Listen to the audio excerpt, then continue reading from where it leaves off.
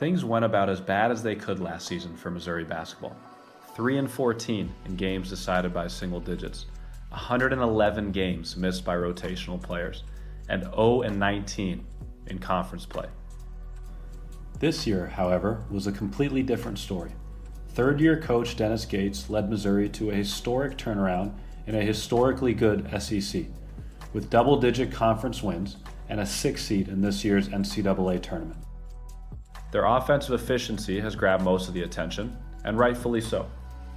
Missouri has been elite on that end of the floor, and this table shows just how good they have been.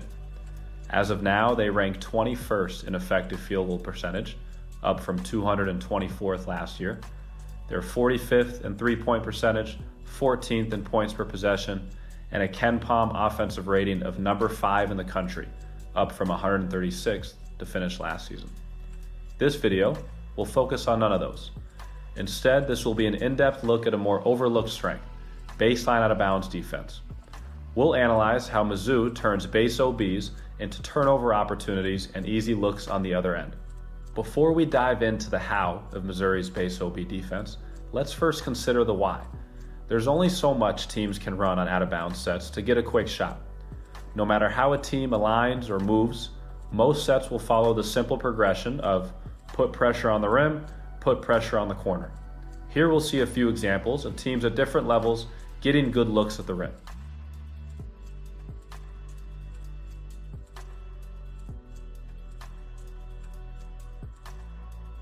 And once the defense feels the pressure to protect the rim, these same teams will counter with a shooter coming out to the corner looking for a shot.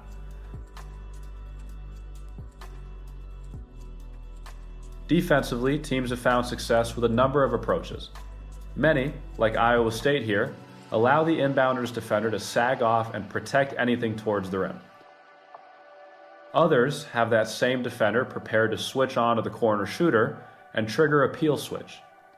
Some will think outside the box, depending on their personnel.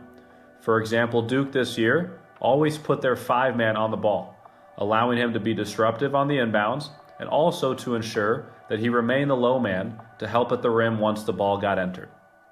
Missouri is another team thinking outside the box. Knowing the pressure on the rim and pressure on the corner tendencies most teams will have, Mizzou's system serves two main purposes. First, they protect the rim with multiple bodies. Second, they punish any corner entry with an immediate trap as soon as the ball gets in. To accomplish both, we'll see them line up in a 1-3-1 formation, and this year, it seems to be working. They are third in the country at forcing turnovers on base OBs, doing so almost 23% of the time.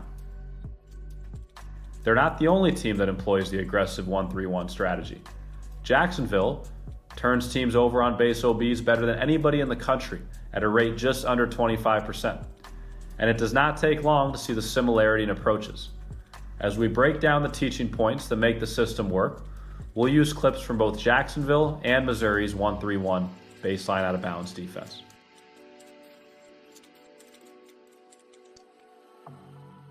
To help keep us organized, every individual responsibility that we'll cover will fall into one of what I believe are the three keys of this defense: activity, physicality, and anticipation.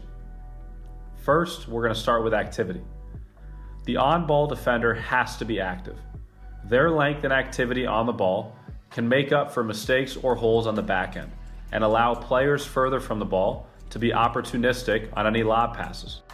Watching both teams, there were several examples this year of a breakdown or potential offensive advantage being negated by a deflection on ball.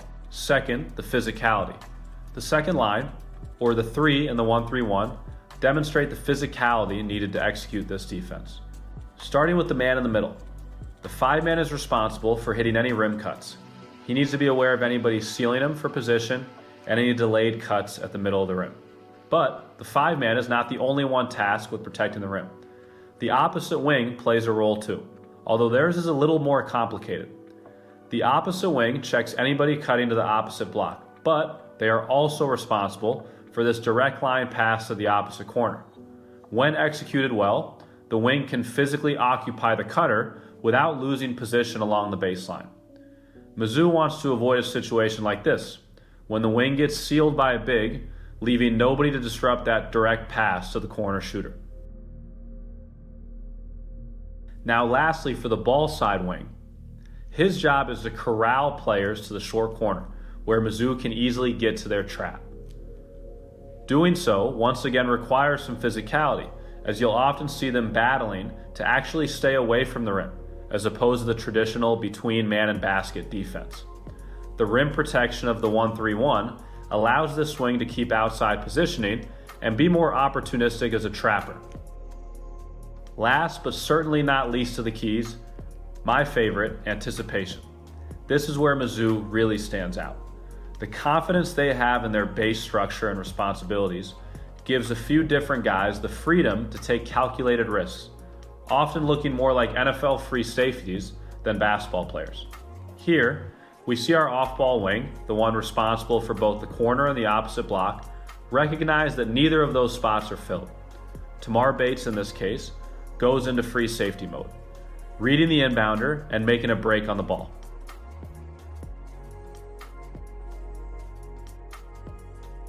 Same situation here. The offense decides to overload the ball side, and the defense responds.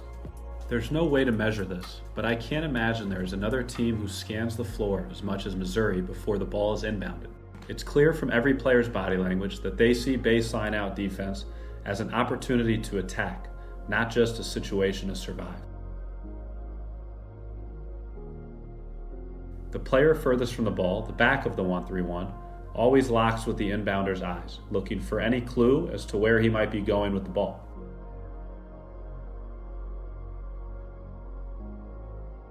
Sometimes this means helping protect the paint, and other times, as in this clip, there's a lot more movement, decision-making, and anticipation.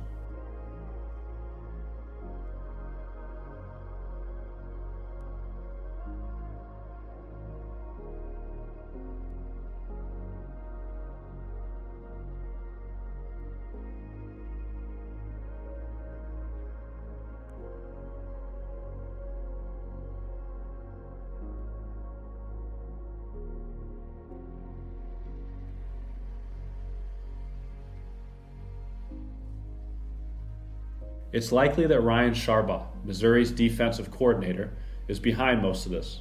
Here he is, emphasizing the team's defensive identity. Who are we? Who is Mizzou? What is our identity in this TPD? Okay? The key to winning basketball is the basketball. Gotta get it. Sharbaugh's aggressive, ball-hawking philosophy likely developed over time.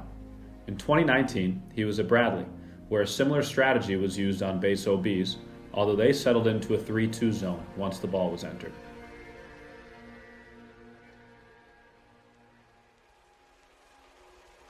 When he joined Dennis Gates at Cleveland State, they got more aggressive and stayed in man throughout the possession. As for Jacksonville, their decision probably has something to do with Michael Fly, who spent last season in Missouri and this year was hired as Jacksonville's associate head coach. Maybe they were all inspired by Coach Boeheim's 2-3 zone defense, which set up their base OBs the same way. In the end, coaching is about evolution, taking good ideas, adapting them, and making them your own.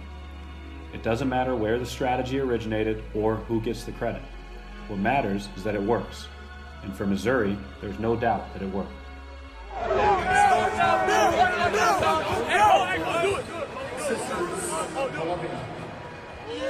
Tuning for the action on the second post.